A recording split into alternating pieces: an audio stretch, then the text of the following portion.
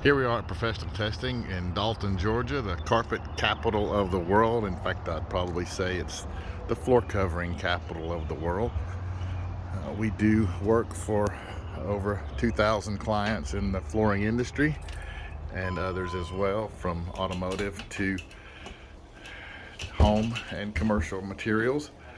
Here we are with the office staff as we walk in the first portion of our laboratory, and I'll kind of walk around and show you some testing that's going on currently.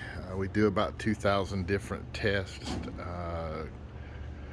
probably 200 of them every day, because there's some that are more obsolete than others. We do a lot of stain-based tests and traffic tests.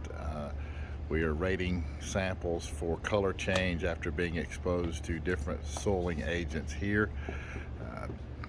We do chemical tests to determine the amount of spin finish that's been used in the creation of fabrics or materials. Here is where we're burning what's called the pill test. It's a CPSC federal law that all materials going on the floor must self-extinguish. I actually have one in process that didn't do too well. As you can see, the burn area there is quite strong and would likely fail the test. If the material does fail the test, it cannot be sold in the United States. We also do a lot of staining and discoloration testing on hard surface materials, whether they're for office environment, or in this case, this is going in a 747 jet. So all kinds of industries that we cover as well. We have machines that are used to expose specimens to different temperatures and humidities, looking at environmental conditions of curling or shrinkage, expansion. This area here is where we actually run weight testing, where we disassemble materials using high-speed blenders and chemicals to remove backing structures off of fabrics or carpets. That machine there is a light fastness chamber and is used for the purpose of exposing materials to accelerated light, simulating sunlight. We see a lot of color change that can occur in certain types of materials. As we walk through briefly, we have this is our fire office, where we're burning a lot of flooring materials for what's called the radiant panel, critical radiant flux. I'll pull one over here and show one that is just extinguished, still hot to the touch. We're measuring the amount of energy required to ignite or remain ignited a material, and the higher required energy would indicate a less flammable material. So this one did pretty well as it went out very close. The further it burns down, the more energy it takes to keep it burning. So that would mean it's less flammable the further that it burns. We do automotive testing, which is just a standard speed test, rate of burn, FMVSS 302, and smoke chamber testing for determining how much smoke is developed. We also do contract walking, as you'll see a couple of our employees actually physically applying traffic to carpet as we speak. It's the best way to measure whether or not a material is going to stand up to traffic, because it's actual traffic. We test all kinds of materials that do go on the floors for performance values, test fabrics for staining, soiling. I'll show you an example of a soiled and clean material here. We just finished for a rug program. You can see there's the original color on the top material. That's the soiled condition, and then there is the clean condition. It cleaned up okay, but not perfectly. That matters because consumers want their goods to come clean when they purchase them, and want to vacuum. And the light chamber is used to rate samples. Everything is rated under the exact same Kelvin temperature light for any kind of color change using a grayscale or a chromatic transference scale to provide a rating. It's normally 1 to 5 for all US based rating standards. The traffic room is going to be probably a little bit loud, but we do a lot of work in here. Got some more staining going on using a red dye 40, which people know as Kool-Aid. We offer Weizenbeek, Martindale. We have a fogging machine for the automotive industry. This device there is called the caster chair, the German chair, ISO 4918. It's quite common for carpet and also for hard surface. It's a very aggressive test on all materials, simulating a person in an office chair.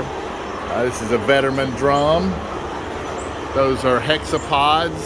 We have a bank of 6 in here that we run. That's a few of the traffic and performance tests that come out of this particular room. I'll take you to the next area. This room is where we do a lot of our construction tests, and we are determining the weight per unit area of materials such as carpet. If you go to the store, they'll tell you it's 40 ounces, 50 ounces, 60 ounces. And we end up by disassembling all of the yarn out of the piece of carpet to end up with basically only yarn. So we're taking all the binder structures out. I showed you this area earlier where we're high-speed blending and using chemistries to take away those adhesives and backing structures, leaving only the yarn. So we have to weigh everything and measure everything with calibrated balances, which we have about 15 of. This test is called Tabor Abrasion. We're looking at the wearability of the surface of paints or materials or textiles. These two devices here are Tinsel Testers, and they're used to determine the strength of materials to either pull apart or to squash or compress.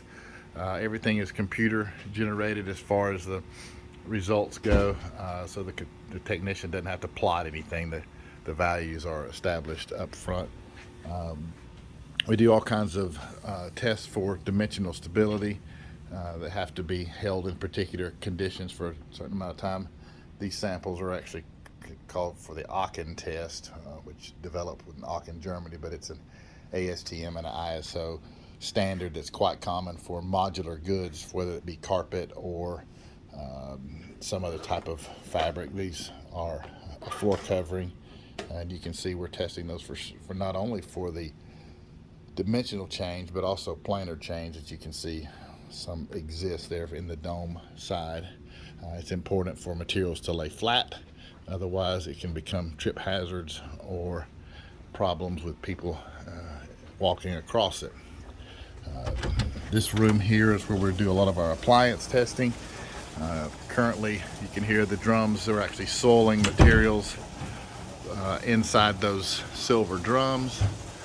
We're applying pellets that have been inoculated with the soil compound that we're able to see the amount of soil on the material and also during its removal. We use conveyors to clean all the materials with, to not have a human have any variability in the way they press or pull the implement, whether it be a vacuum cleaner or a hot water extractor or some sort of cleaning device. Here you can see samples that have been soiled just recently and are waiting to be vacuumed. This device tells us whether or not a chemistry is working to clean, whether or not a chemistry is working to protect, whether or not a fiber change is helpful or unhelpful to color change when being soiled or cleaned.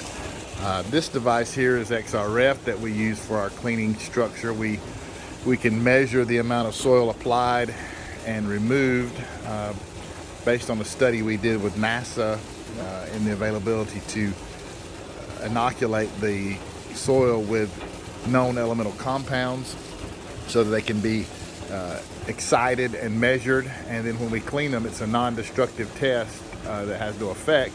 and then we can go back and see exactly what was pulled off or removed after the soiling was complete. And you'll see that we use several of those hexapod and tetrapod type drums to soil the materials with, or traffic them as well. We have a James machine for slip resistance. These guys here are reading samples on the spectrophotometer after they've been cleaned to determine the effectiveness of a cleaning material or a cleaning device, looking at specifically upholstery fabric. There's got about 600 or 700 of these to read today, so they're having a really good time. Not only do we read those kind of materials, but we also look at hard surface flooring for any color change that exists from either heat or for light fastness exposed in the chamber that I showed you earlier. So we'll move along to a different area now. This chamber is a clean room chamber, environmental. It's a walk-in that we use to test several things in. We can do formaldehyde tests. We test masks, effectiveness of HEPA filters for vacuum cleaners. These are particle monitors and nephelometric monitors used to show movement of material through a filter. These chambers are used for different devices as far as to determine whether it's a filter or some sort of a mask, a small chamber, large chamber. And then these are small chambers for formaldehyde or VOC testing that we can conduct. And everything in here is highly controlled and clean, so that no dust is flying around, so I'm getting out of here really quickly.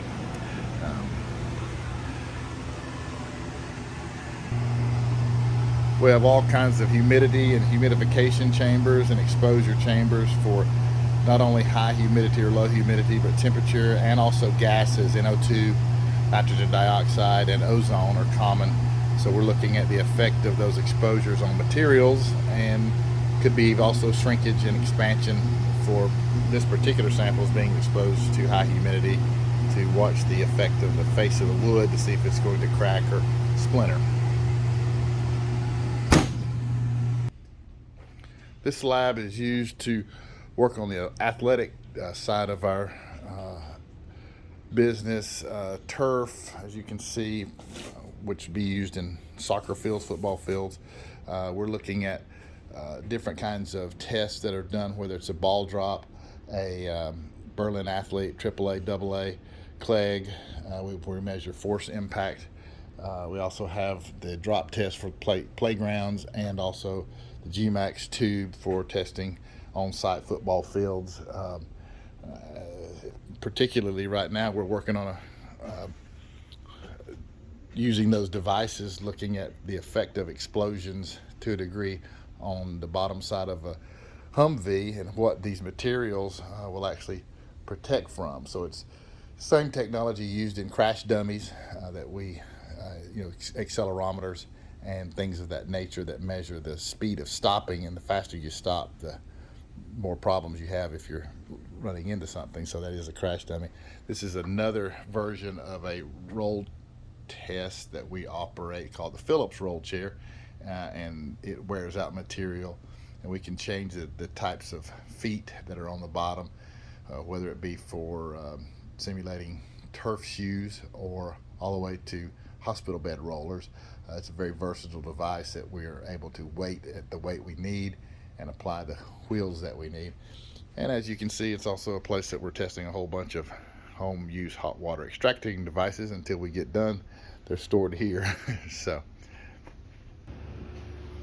the last area I'll show you is my office, which looks like a bomb exploded, but we do a lot of microscopic work in here, looking at fibers and shapes of fibers, wood species.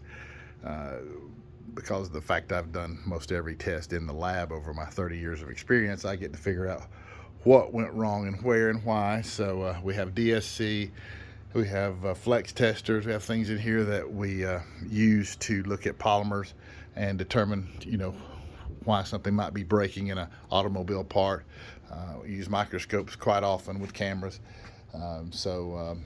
We try to diagnose the effect of what may have occurred in product failure. So it's good place to be to learn about what might go wrong and what might have gone wrong with a material.